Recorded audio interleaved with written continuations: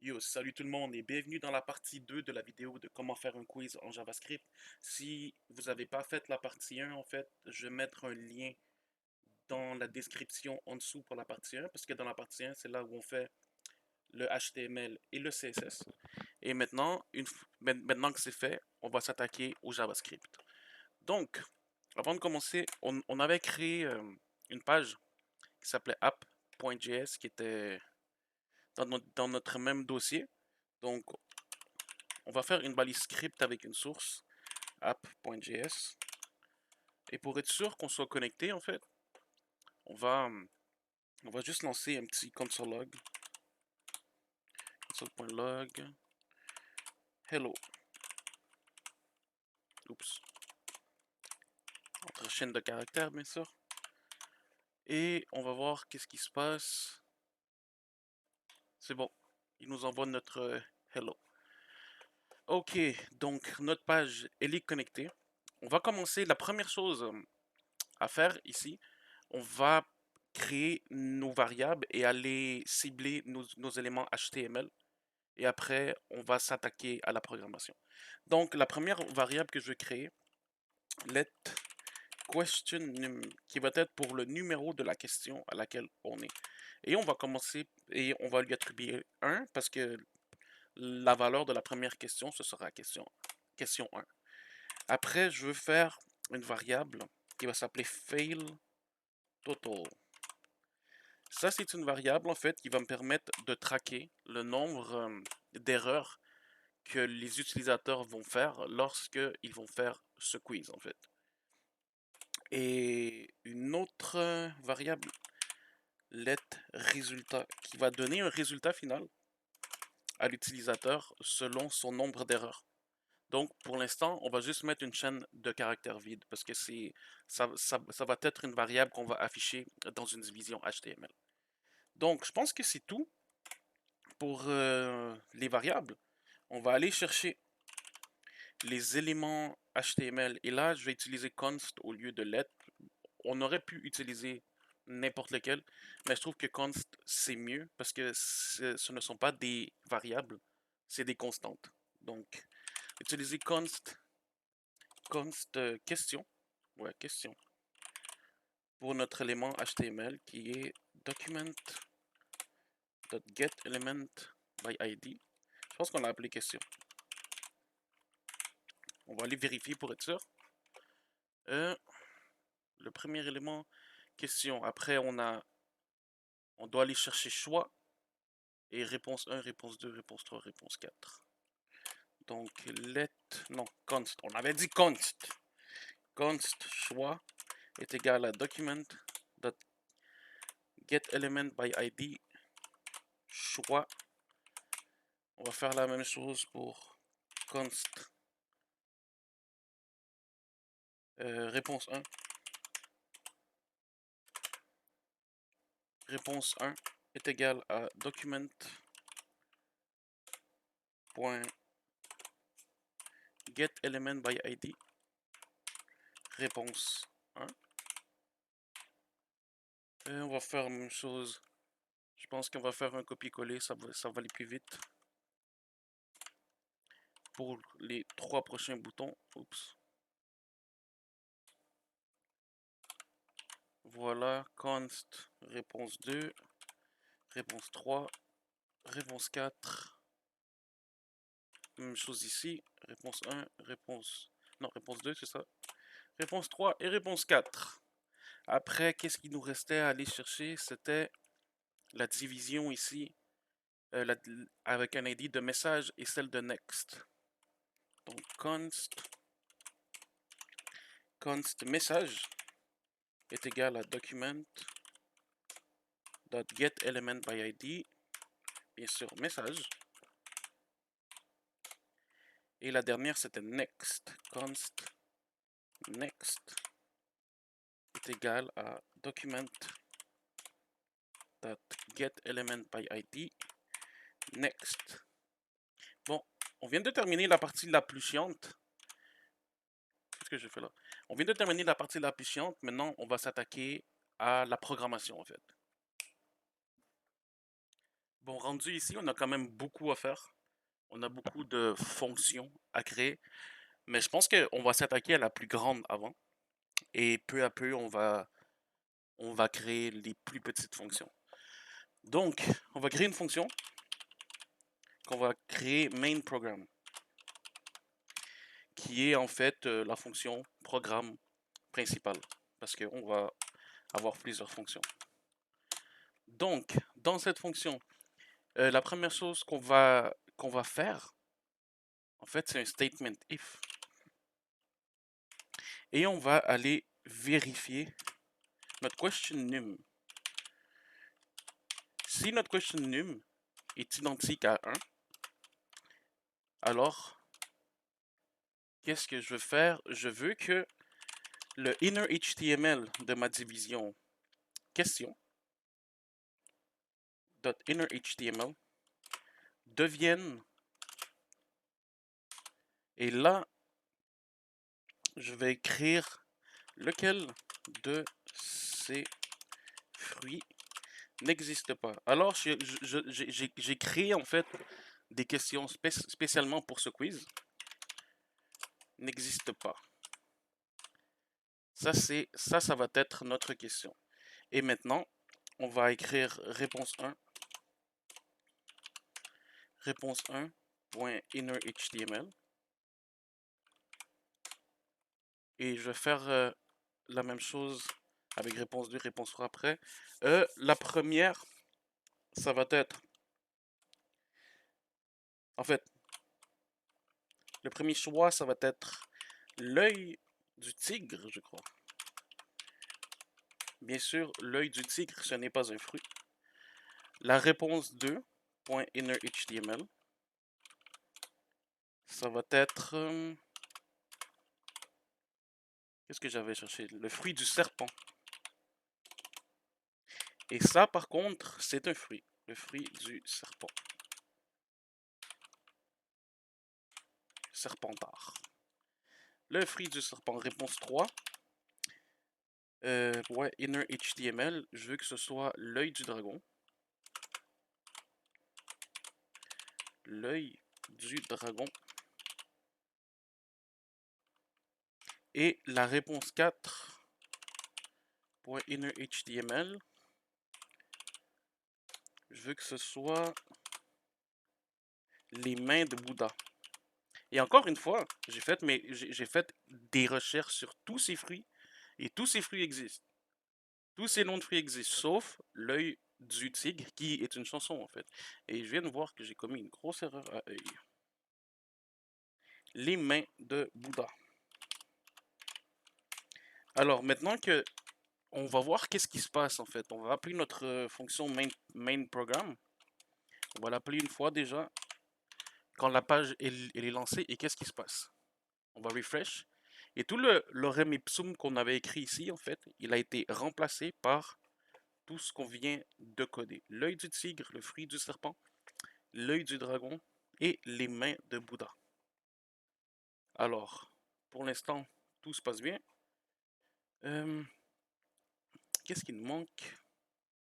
Maintenant, une fois que ça c'est fait, on va lancer en fait les event listeners ici.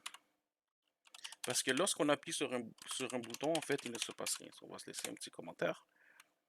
Donc, on va aller chercher notre réponse 1, réponse 2, réponse 3, réponse 4.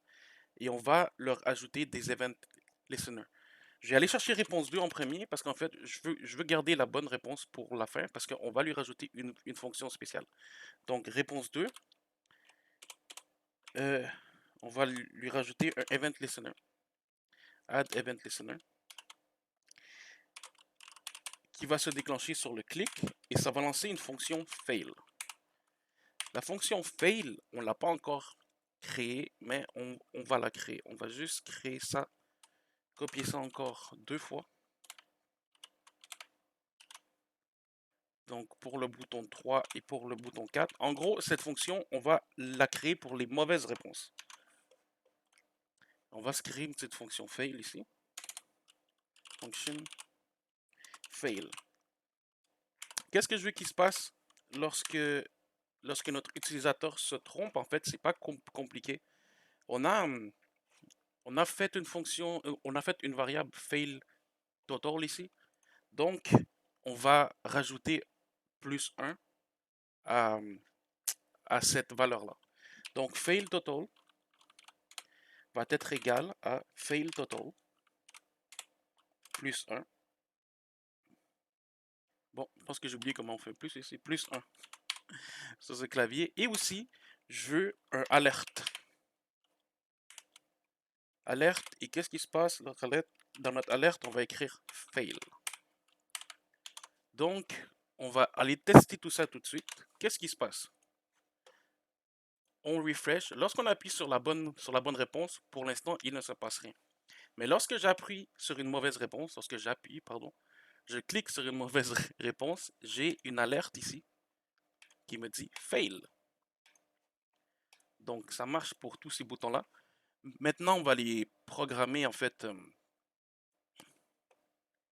le bouton de la bonne réponse. Donc, réponse 1, on va lui rajouter un event listener. Add event listener. Clic, parce que ça va être sur le clic. Et on va lui rajouter une fonction anonyme, mais on va, en fait, une fonction locale, mais on va lui donner un nom. On va créer une fonction et on va juste lui donner le nom de numéro 1. Pourquoi qu'on va lui donner un nom, en fait? C'est parce qu'on veut l'effacer après. Parce que, en gros, en ce moment, euh, tous ces boutons-là sont programmés avec une fonction fail. Mais si dans ma prochaine question, en fait, la bonne réponse est sur le bouton 2, ben, j'ai un problème. Donc, ces event listeners-là, je dois les effacer. Donc, on a prévu tout ça. Donc, qu'est-ce qu'on veut dans cette fonction? En fait, on veut que notre division message, donc message.innerHTML, ça devienne, on va lui donner du texte. Bravo, de point d'exclamation, tu connais bien Rocky. Parce qu'en gros, l'œil du tigre, c'est la fameuse chanson dans Rocky. Et maintenant, on a aussi une variable next qui en fait en ce moment ne contient rien. Donc, qu'est-ce que je veux faire? Je veux que dans next.innerHTML, et là on va vraiment rentrer du HTML, pas que du texte. Ok, donc next.innerHTML, on veut créer un bouton button. À l'intérieur de ce bouton, je veux que ce bouton ait un ID. Son ID c'est next question. Et on va lui donner une classe aussi. Classe égale.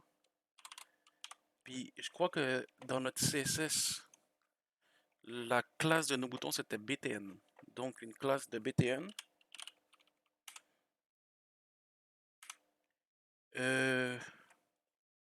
Et l'intérieur de ce bouton, est-ce qu'on écrit next question? Non, on va écrire, on va garder ça en français. Prochaine question. Et maintenant, on ferme ce bouton. Button, voilà. Donc, ce bouton-là va se créer lorsque l'utilisateur trouve la bonne réponse. Et à ce button-là, on va rajouter, déjà on va aller le chercher, document.getElementById. ID c'est next button. Je pense que c'est ça. J'arrive pas à voir. ID next question. Non, next question.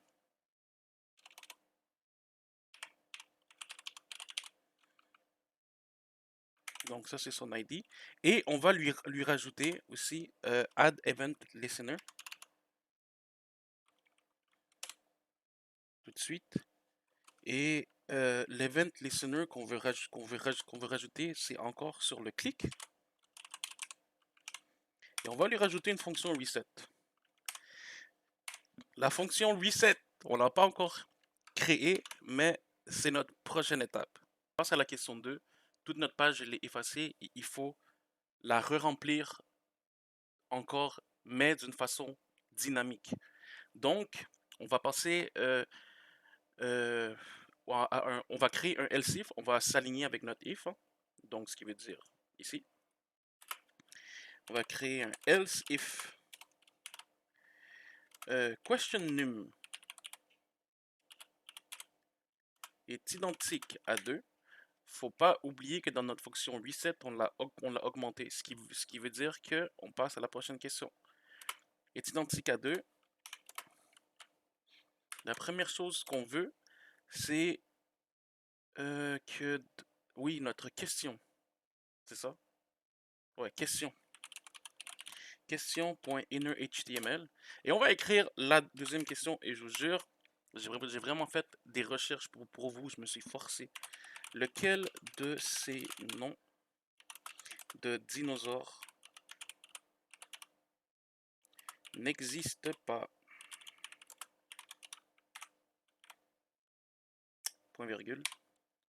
Donc, pour le reste, on va juste faire un copier-coller, hein. On se cassera pas la tête. On a déjà codé une fois. On va juste changer le texte à l'intérieur. Donc, pour le premier dinosaure, le Microraptor. Et oui, le Microraptor existe vraiment.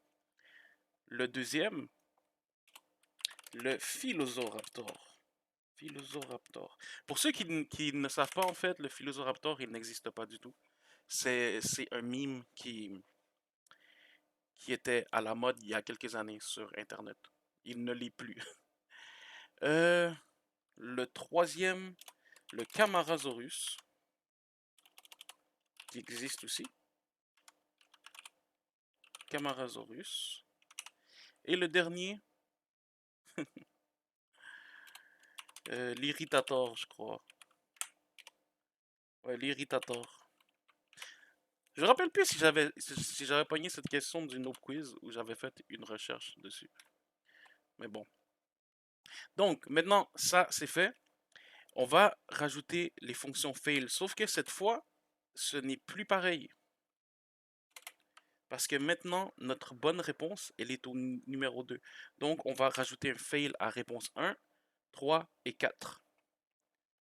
Maintenant, c'est notre... On va tout copier ça.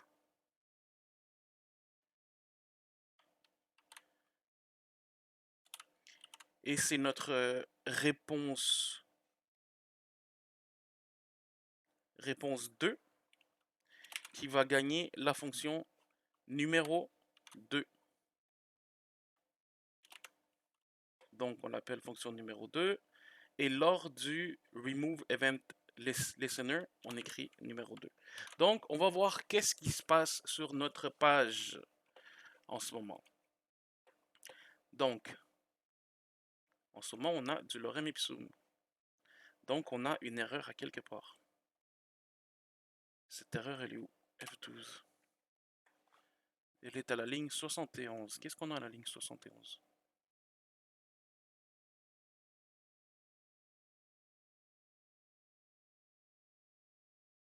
Je pense qu'on a oublié de copier.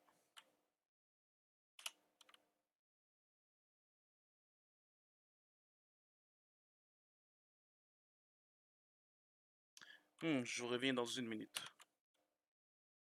En fait, c'est lors du copier-coller qu'on a fait une erreur. Donc, on va réeffacer tout ça. On va juste faire undo, en fait. Ouais, on va effacer tout ce qu'on a fait et on va le recopier-coller, mais correctement parce qu'on avait oublié le curly bracket ici. Donc, maintenant, ça fonctionne. On va revoir sur notre page. Voilà, ça fonctionne bien. C'est juste une petite erreur de copier-coller. Donc, voilà. Si on clique sur l'œil du... ben ouais, sur feature response, on a un fail. Si on clique sur l'œil du tigre, prochaine question. Et prochaine question, on passe à la deuxième question. MicroRaptor, la page, elle s'est recréée par elle-même. Et on va faire la même chose pour la question 3 maintenant. Sauf qu'on va rajouter un petit twist. À tantôt. Bon, on est finalement rendu à la dernière question parce que je me suis dit que je voulais juste vous donner un exemple, en fait, un prototype de comment faire un quiz. Donc, pour l'exemple, on va utiliser 3 questions, mais vous pouvez toujours pousser le quiz encore plus loin. Puis c'est le but, c'est d'apprendre et de pousser toujours les idées un peu plus loin. Et là, vous avez toute la base. Donc, je me suis rendu compte d'une affaire avant de commencer à coder. Lorsque j'ai copié-collé tout ceci, j'ai oublié de rechanger certaines valeurs. Donc, on a déjà le bouton 1, 3 et 4 qui sont fail, parce que le bon, c'est le numéro 2. Donc, à la dernière, on a encore réponse 1, alors que ça devrait être réponse 2. Ici, la fonction, elle devrait s'appeler numéro 2. Et ici aussi, la fonction qu'on efface, c'est numéro 2. Donc, voilà, on a fait notre reset. Et maintenant, on s'aligne avec notre else if. Et on écrit un autre else if. On ne fera pas de else parce que si on fait un else, ça voudrait dire que le programme il est terminé. Mais le but c'est de le pousser encore plus loin. Donc question num. Si question num est identique à 3, ce qui devrait être le cas.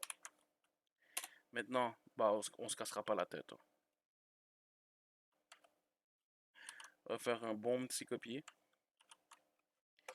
Et la question cette fois-ci, ça sera... Ah, et j'ai aussi oublié une affaire.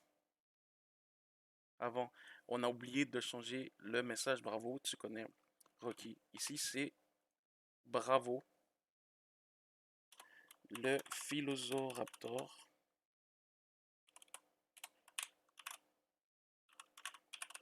est un mime. Pourquoi j'écris majuscule? Mime sur Internet. Donc, maintenant que ça c'est fait, on peut continuer avec notre question 3. Je suis désolé pour les erreurs. Donc, la question numéro 3. Pourquoi t'as pas tout effacé? Donc, répondez à cette... Comment qu'on écrit? Ouais, non mais compliqué d'écrire des accents sur les claviers canadiens. À cette question, on va faire un PR. On va faire un saut à la ligne en HTML. Donc, la question, c'est, je l'ai noté à quelque part, 2 plus 2, entre parenthèses, 2 plus 2 fois 0, 2 plus 2 fois 0, et à l'extérieur, plus 2, plus 0. Donc, normalement, ça devrait faire 8. On va donner 4 choix de réponse à notre utilisateur. 6. On voit qu'il n'y a que des nombres pairs, donc on ne lui donnera pas de nombre impair, ça serait trop facile. 6, 8, 10 ou 12. Donc ça c'est pour la question. Maintenant, on va copier tout ceci. Ça tombe bien en fait, parce que dans notre question numéro 2, la bonne réponse était sur le deuxième bouton. En ce moment, notre bonne réponse est sur le deuxième bouton aussi. Donc 1, 3 et 4 ont un click fail. Notre réponse numéro 2 va avoir maintenant une fonction numéro 3, parce qu'on est dans la question 3. Si notre utilisateur gagne, on va lui écrire comme message bravo, tu es bon en maths. Aucun rapport, mais c'est pas grave. Et maintenant, on va effacer la fonction numéro 3. Qu'est-ce qu'on va faire ici? Au lieu de faire, faire la fonction reset, on va faire une fonction final lorsque l'utilisateur clique sur notre bouton next. Et cette fonction-là, on l'a pas encore faite. On va la créer tout de suite. Final. Non, function. Final. Et qu'est-ce qui va se passer dans cette fonction? En fait, tout simplement, il va se passer à peu près les mêmes choses qui se passent dans notre fonction reset. Ce qui veut dire, on va prendre tout ça. Ouais, on va prendre tout ça, à part le question num. On va copier tout ça. Et maintenant, on va faire aussi ce qu'on appelle un toggle de class list. Donc, notre élément question, on va lui rajouter une class list. On va la toggle en fait. Qu'est-ce qu'un toggle en fait? On va ajouter un nom de classe. Si notre élément contient déjà cette classe, ça va l'enlever. Mais si notre élément ne contient pas cette classe, ça va la rajouter. Ou on pourrait juste faire un add, c'est moins compliqué. Ouais, add. Add et le nom de la classe, ça va être hidden. Cette classe n'existe pas encore. On va la créer nous-mêmes. Donc, style.css. Ici, je l'avais créé pour les tests. On va écrire le nom de classe hidden. Classe. Et on va rajouter visibility. Hidden. En gros, tous les éléments auxquels j'ai rajouté hidden devraient être cachés. Donc, question, je veux que ce soit caché. Nos boutons classlist point add hidden.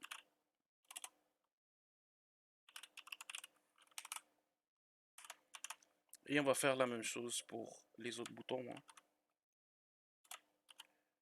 1, 2, 3. Donc 2, 3 et 4. Et une dernière chose qu'on va faire, il ne faut pas oublier qu'ici, on avait une variable qui compte le total de fail. On va l'utiliser enfin. Elle va nous être utile ici. On va créer un if statement. If fail total est identique à 0. Ce qui veut dire si notre utilisateur a fait une partie parfaite, notre variable résultat qui est aussi en haut, qui est une chaîne de caractères vides, notre variable résultat va être égale à bravo, tu es un génie. Tout simplement. Else if, on va écrire fail total, est inférieur à 3, ce qui veut dire 2 mauvaises réponses ou une. Est inférieur à 3 et supérieur à 0, bien sûr. Non, c'est pas ça que je voulais faire. Ouais. Et supérieur à 0.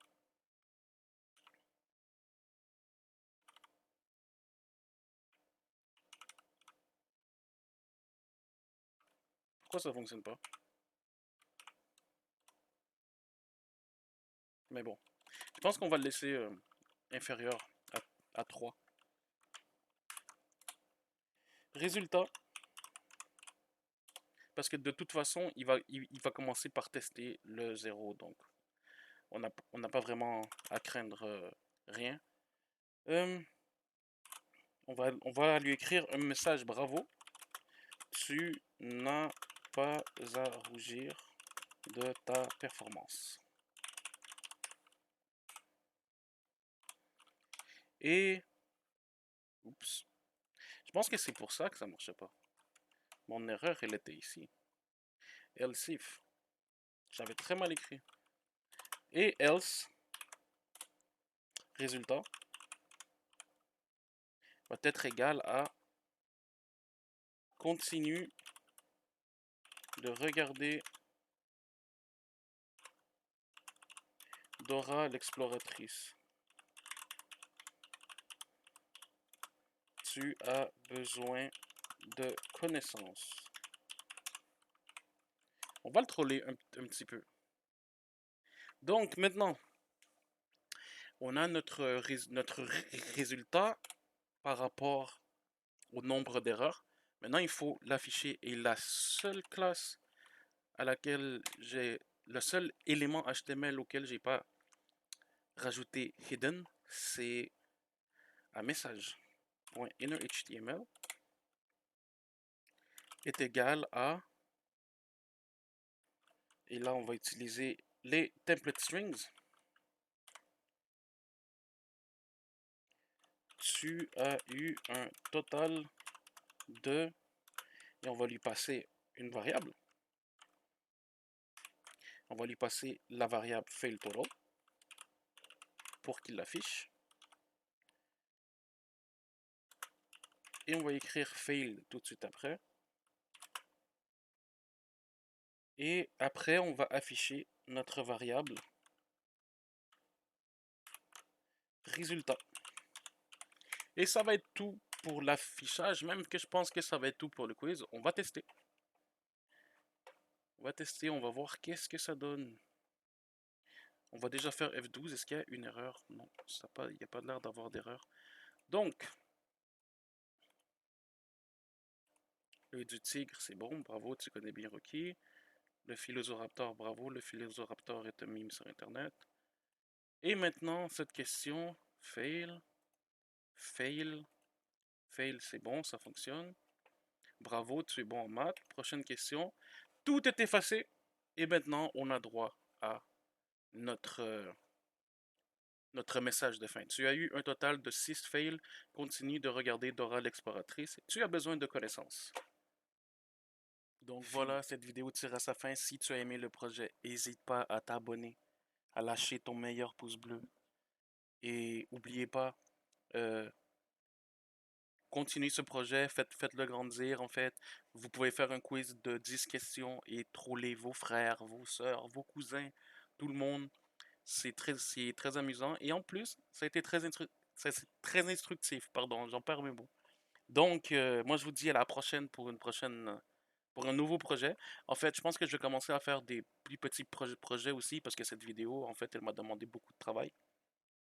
Et je suis quand même nouveau sur YouTube. Donc, je pense qu'on va s'attaquer à des plus petits projets et après, on va s'attaquer à un gros projet qui va être de comment faire un clicker en JavaScript. Un jeu clicker. Donc, n'hésite pas à t'abonner pour voir le reste. Et moi, je vous dis à la prochaine.